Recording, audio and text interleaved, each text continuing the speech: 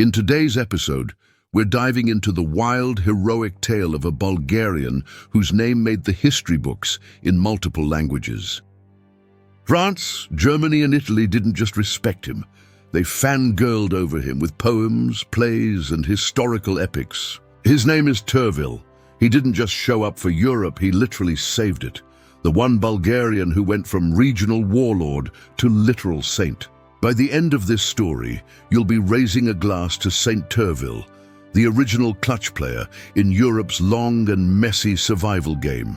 This video is dedicated to you, our awesome viewers who kept requesting this battle. We hope this deep dive is everything you were waiting for. We want to know what you want next. Drop your ideas, thoughts, and feedback in the comments. Also, help us hit 1,000 subscribers by smashing that subscribe button. All right, enough chatter, let's get into it. It's the year 700. Europe's still shaking off its post-Roman Empire hangover. And in the middle of all that chaos, a guy named Prince Tervel struts onto the stage.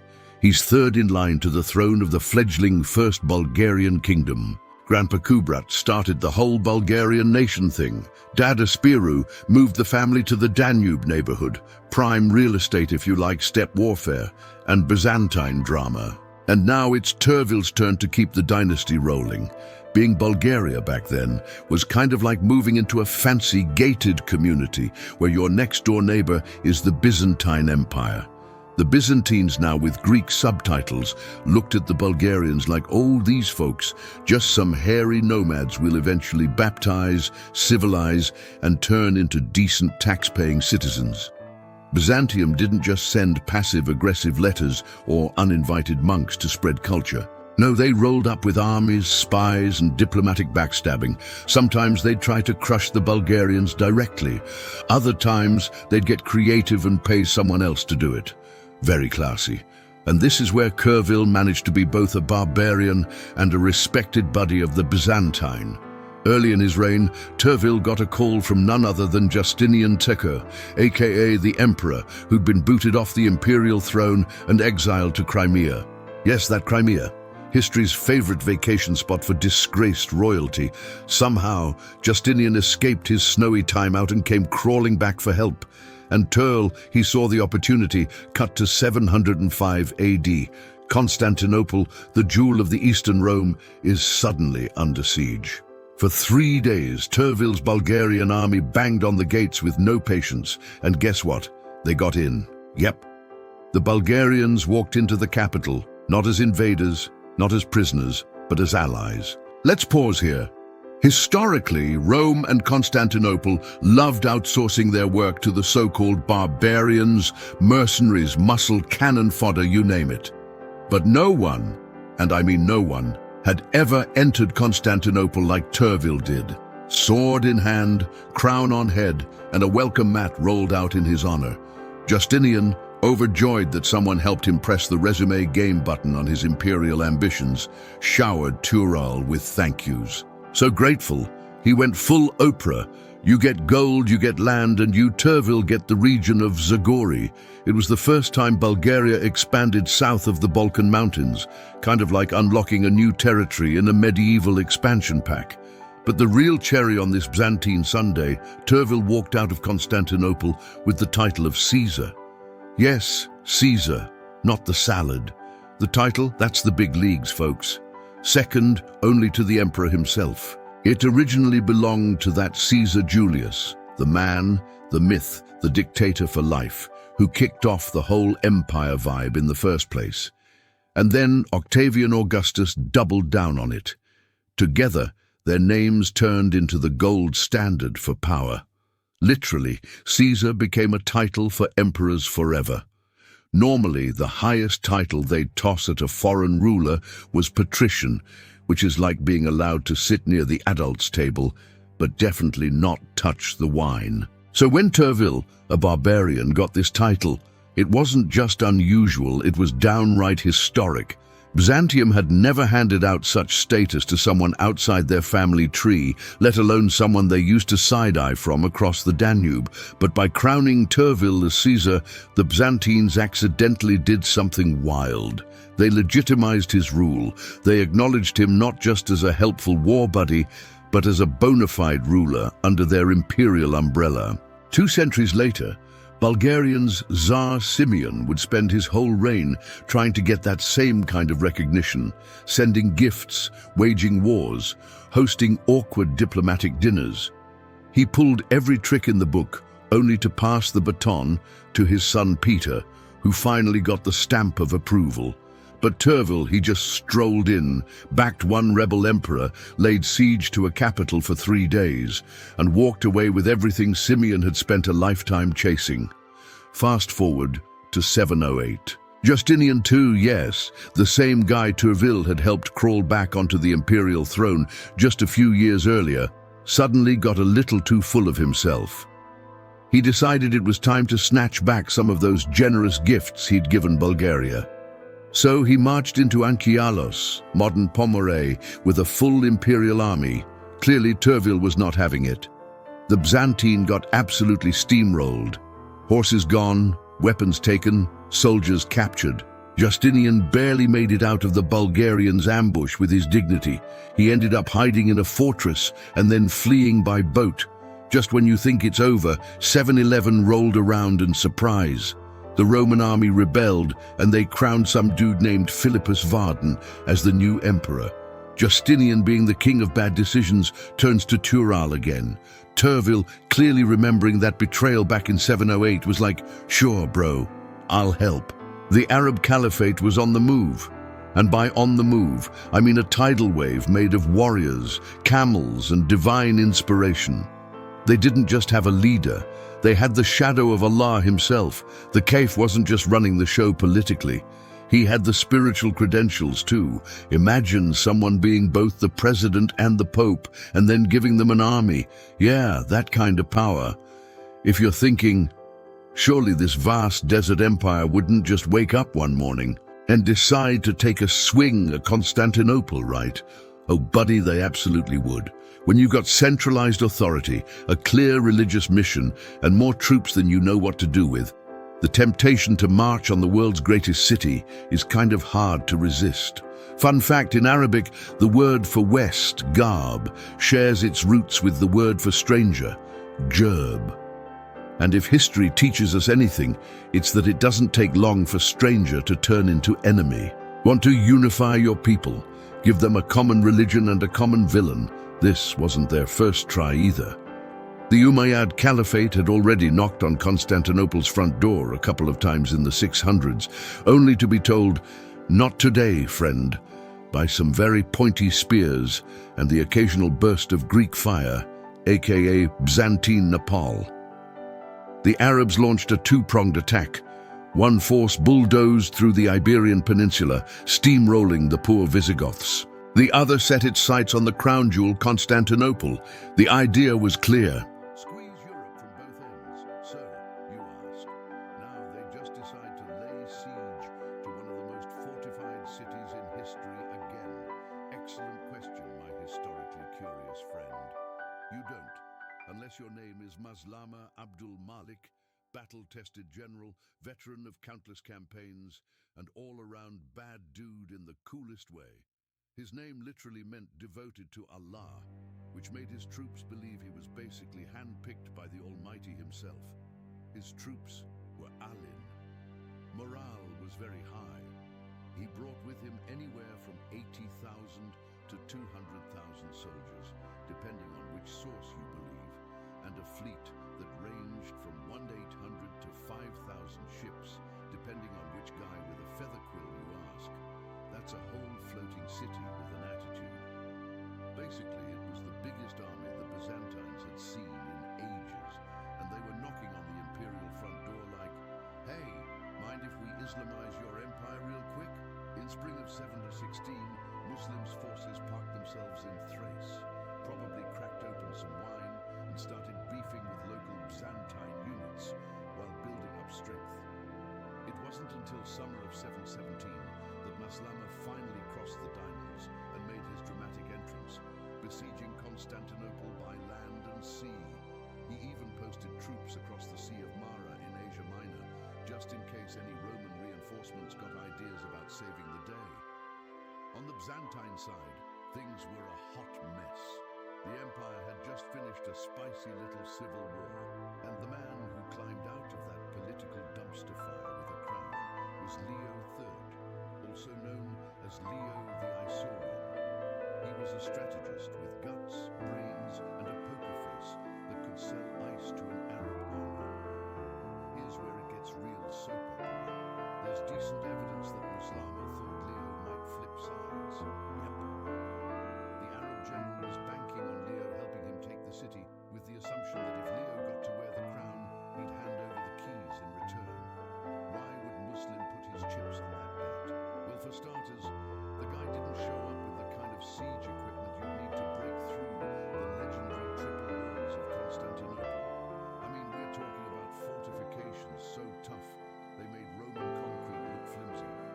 Mlamo brought just enough gear to knock politely, more of a ding-dong open up than a full-on battering ram situation. So either he grossly underestimated the challenge, or he really thought Leo would throw open the gates and say, "Come on in, brothers, make yourselves at home." But then, plot twist, Leo flipped the whole board. The whispers turned to shouts, the rumors bent, cracked. With Constantinople under siege, Leo rallied the city, played his cards right, and turned the tables on Maslama. But even with all that swagger, Leo had a problem.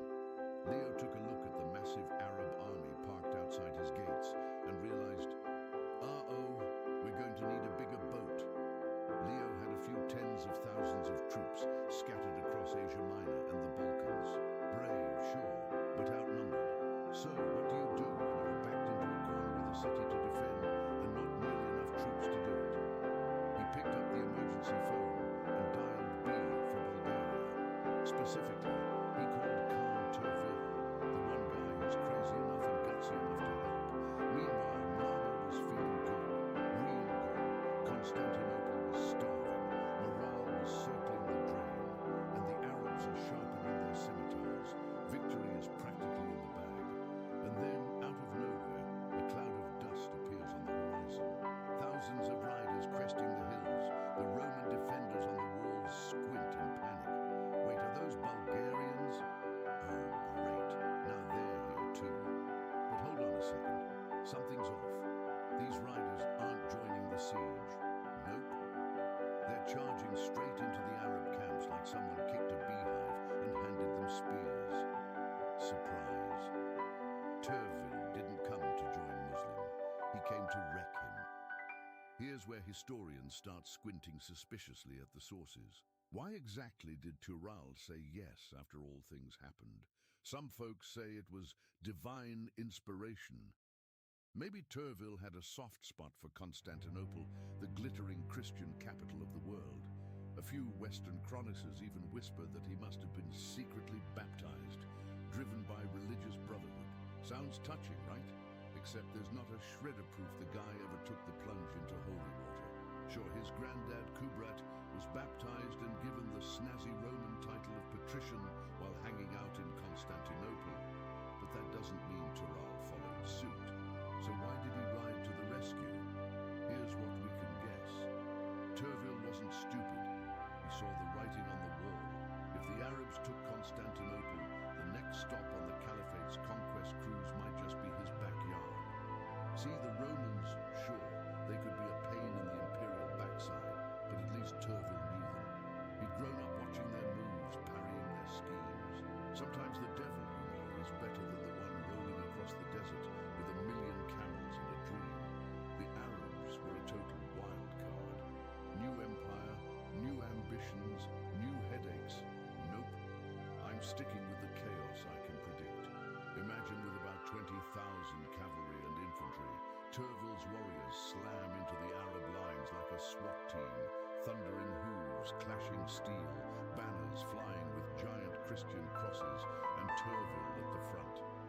Sure, the Bulgarians didn't outnumber the Arabs, far from it, but they didn't have to.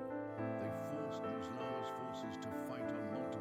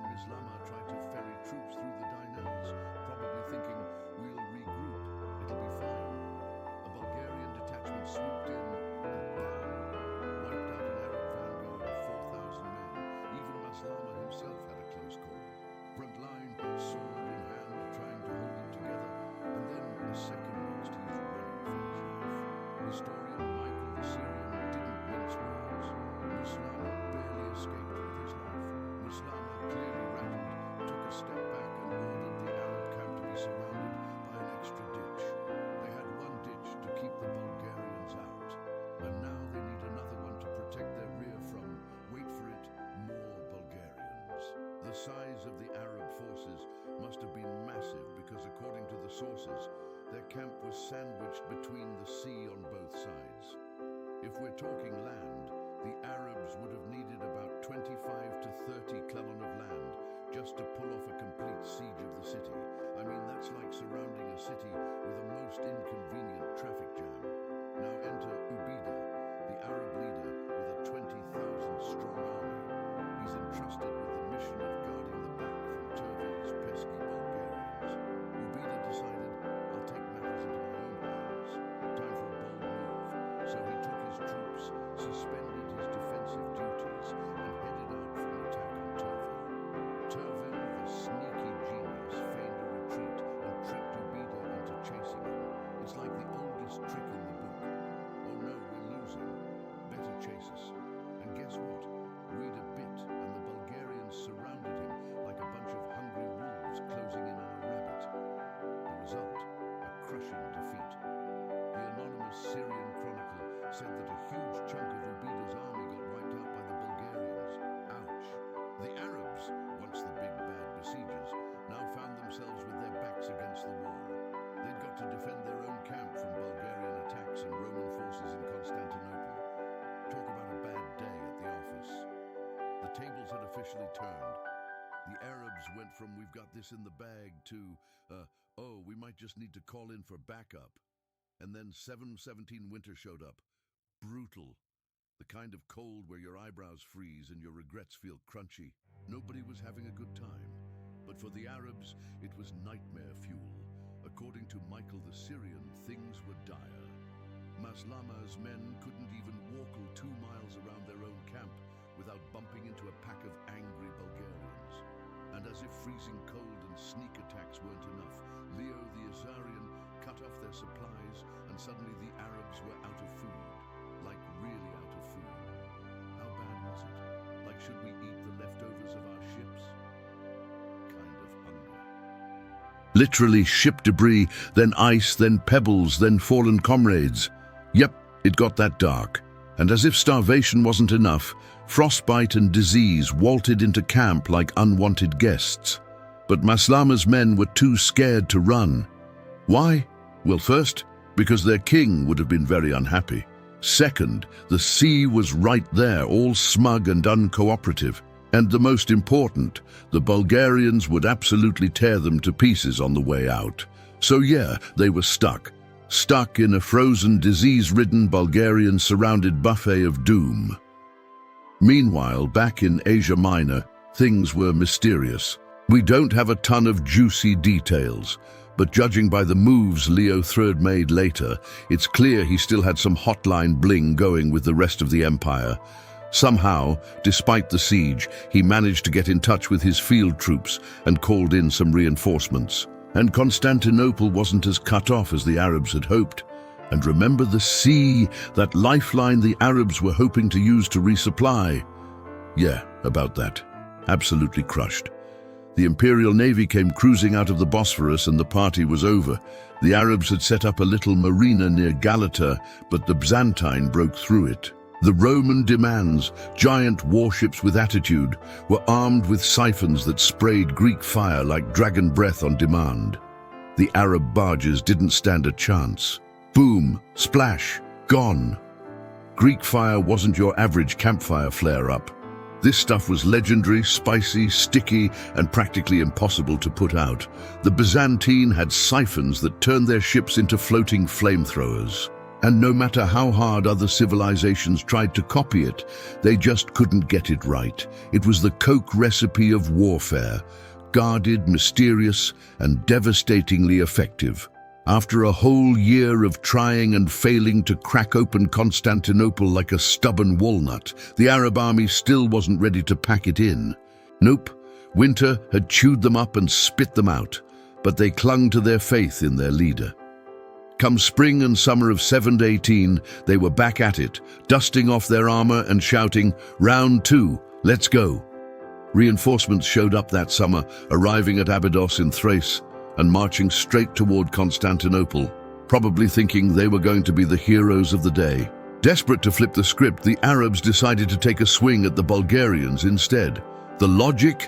Let's beat up the guy who keeps ambushing us in the woods, and maybe the Romans will just give up watching from the city walls. Bold move, absolutely, but it was either that or sit around freezing and starving again. So Muslima's troops gave it one last dramatic hurrah. Frankly, the Arabs feared the Bulgarians more than the Romans, and that's saying something. Still, fear or not, Muslima ordered the attack, hoping for a miracle. What he got instead was a meat grinder. The battle was an absolute disaster. The Arab casualties ranged from really bad to "we'll need a new army." It took Tervel about a year to finish the job, but when the dust settled, only about 5,000 Arabs limped away by ship. 5,000 out of tens of thousands. That's a haunted house escape. And if that wasn't enough humiliation, the Byzantines in Asia Minor were out there throwing hands too. They smacked down another Arab force in Bithynia, the one sent by the Caliph to help Muslima. "Nice try," said the Romans.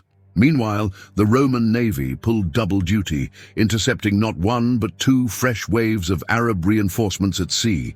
Greek fire still undefeated, so by summer's end, Muslima's big adventure had officially turned into history's saddest group vacation. The new Caliph, Omar the Sun, looked at the mess and said, "Yeah, that's enough of that." He ordered Muslima to retreat, pack up the broken fleet, and leave Constantinople to the very smug Bulgarians and Byzantines who were probably high-fiving and comparing battle scars. This wasn't just a failed siege, it was the last attempt the Arabs made to take Constantinople. After that, the door to Europe didn't just close, it got triple locked with a "Do Not Disturb" sign slapped on it. Fast forward about 14 years to 732, and the Arab forces tried their luck again, this time through Spain, marching right into France like they were on a sightseeing tour. But there, Charles Martel, also known as the Hammer, met them at Poitiers with 8,000 soldiers, managed to defeat 6,000 Arabs, a reality check they wouldn't soon forget. These two battles, Constantinople and Poitiers, didn't end Islamic expansion. Not by a long shot, but they did throw a pretty big wrench in the machinery. Europe got a breather. It wasn't a full victory lap, but it was enough time for kingdoms to patch up their castles, sharpen their swords, and start thinking about things like literature, stained glass, and eventually bad wigs and powdered faces. Most folks back then probably had no clue how close they'd come to history hitting the reset button. Civilization was one snowflake away from being completely rebooted, and not in a cute Renaissance kind of way. The fate of Constantinople and, let's be honest, the entire Christian West was dangling by a thread. And just when it looked like the Umayyad army was about to redecorate Europe with minuets and crescent moons, here comes Tervel galloping in with a holy mission and a really sharp sword. They basically canonized him as the ultimate savior of Europe. What makes Tervel truly legendary was his ability to blend diplomacy with military might. This guy knew how to strike a deal and swing a sword, ensuring Bulgaria earned its place in the spotlight with international recognition. The man was a master of geopolitics before that was even a word.